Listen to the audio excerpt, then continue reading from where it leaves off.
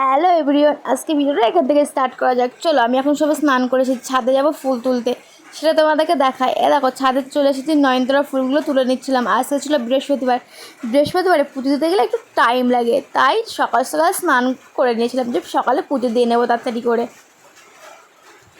তারপরে ঠাকুমা ফুল তুলেছিল, সেগুলো দেখিয়ে দিলাম। তারপরে এই যে আমার ঠাকুরগুলো পুরো মোছা কমপ্লিট হয়ে গেছে, আর এইদিকে আমার পুজোটা দেওয়া হয়ে গেছে।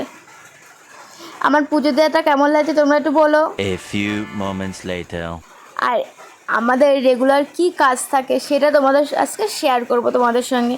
চলো তোমরা দেখতে থাকো। এটা তোমরা কি কেউ দেখে বুঝতে পারছো এটা কি হতে পারে?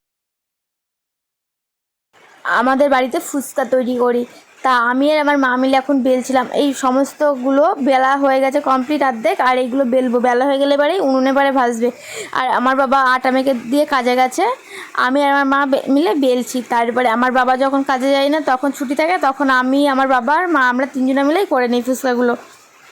তারপরে সমস্ত ফুচকাগুলো বেলা হয়ে যায়, তারপর তোমাদেরকে দেখাচ্ছি।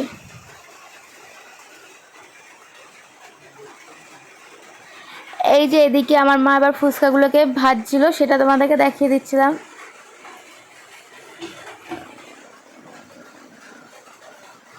দেখো, ফুচকাগুলো কিন্তু আমার মা ভাজছে। তোমরা ভাববে যে অন্য কোথাও থেকে নিয়ে ভিডিওটা দিচ্ছি, মোটেই না।